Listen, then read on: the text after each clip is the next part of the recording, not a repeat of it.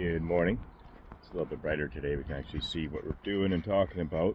The other day I touched on the importance of why we clean our water and fill up our waters every day and make sure that the chickens have clean water. I'll show you why. Like, not all of you have chickens and ducks. I do, and that's my own fault. They're the reason your waterers get dirty, not your chickens.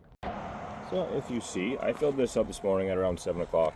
It's now 10:11, and they've drank half this thing already. Like, they're thirsty birds. But you can tell the ducks haven't got to it because it's actually kind of clean still. Now for the ducks, I do this on purpose so they actually stay away from the chickens' water. But look, this is filled up this morning, and they fill it with muck and poop and everything they possibly can while they play with it. And it's gross. No one wants to drink that. So today I'm going to show you how to set up an auto waterer. Well, my version of an auto waterer. It's actually a horse waterer, I think. I'm not really sure. I just found it. So we're going to use that 45-gallon drum. And this nifty little thing right here. If you look inside, it's got a little float. There's a little valve inside there that shuts the water off. So you have an in-feed of water that goes right there, and it kind of self-regulates, and we're going to put it on that tree a little bit off the ground to try and keep the ducks out of it, or at least keep them from playing in it. So I've been questioning keeping this little tree here for a while because it's kind of in my way, so today we're going to cut it down and use its stump.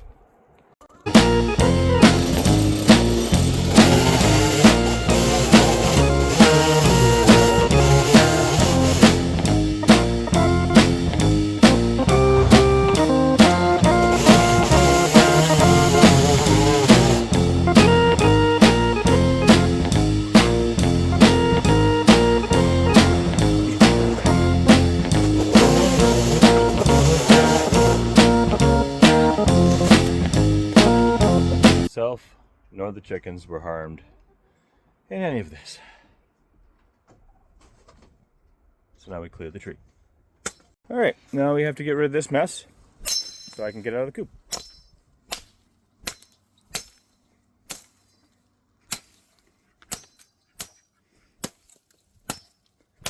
And yes, I could probably use a chainsaw, but I don't want to. This is more fun. The locals are unsure if they like the changes. Some feel it violates their tenants' rights, but they'll be happy in the end. And yes, my saw is dull, and no, I'm not going to chart or go sharpen it just for the video. I'm sorry. We're just going to do it.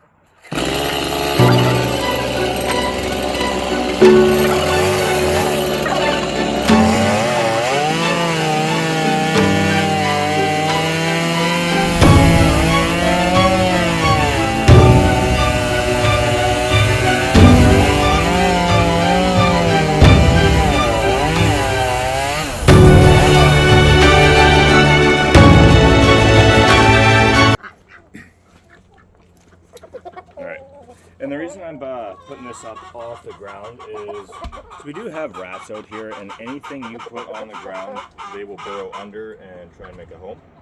And it is a huge pain in the butt to get out of these things.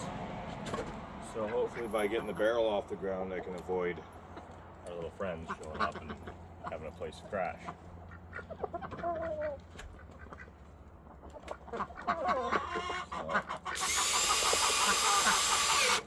I'm going to use the tree stump as the third leg, I guess, in theory.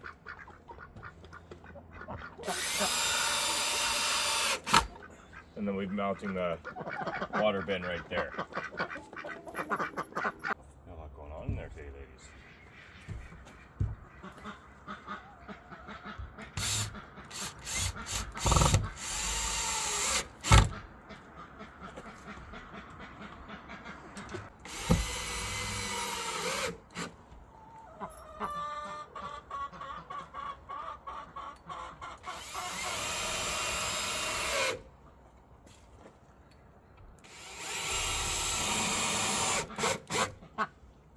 I will be bracing it on the inside of the coop too, because you'll see why.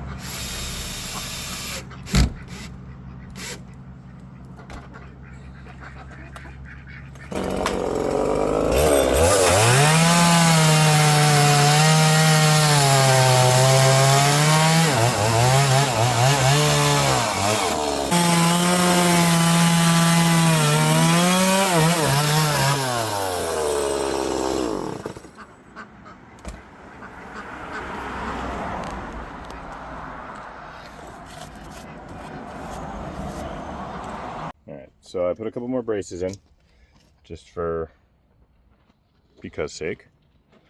And if anybody's questioning it, yeah, look at that. Not too shabby.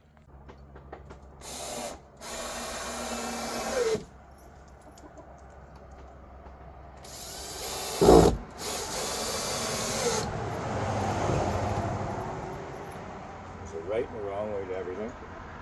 And then there's this one.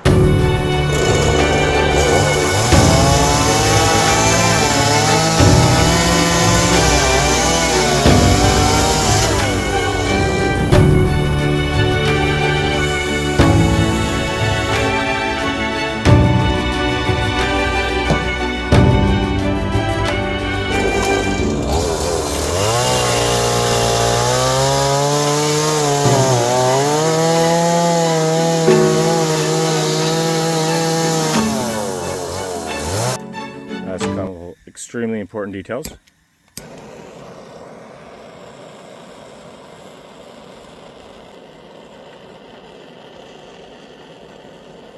Hide all your mistakes.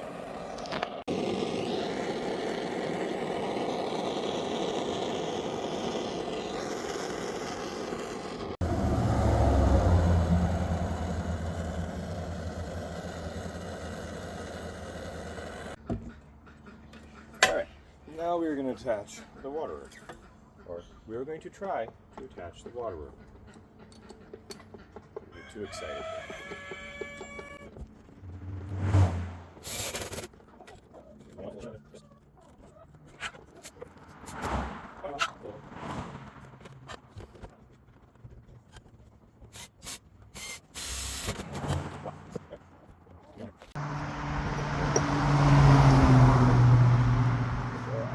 Barrel for something else a long time ago, or I think I used it for watering some plants or self-feed kind of trickle waterer.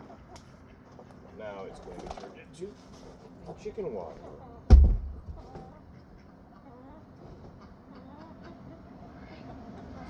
You want to get a little bit of Teflon on there to save yourself some leaks down the road. If I can get it to come out.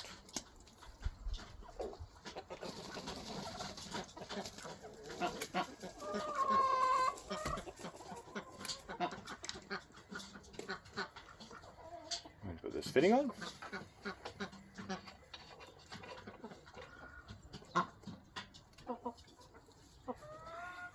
We don't need to put anything on here because this is just a garden hose fitting into a garden hose adapter, and it's got a rubber seal in it.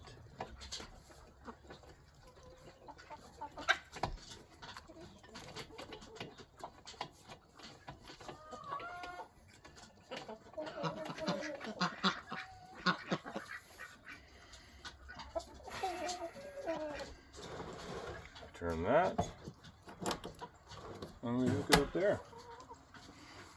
And there you go. Slowly but surely, give it a good clean. Fill that up once a week. And away we go. You guys like these videos? Like and subscribe, and I'll keep making them.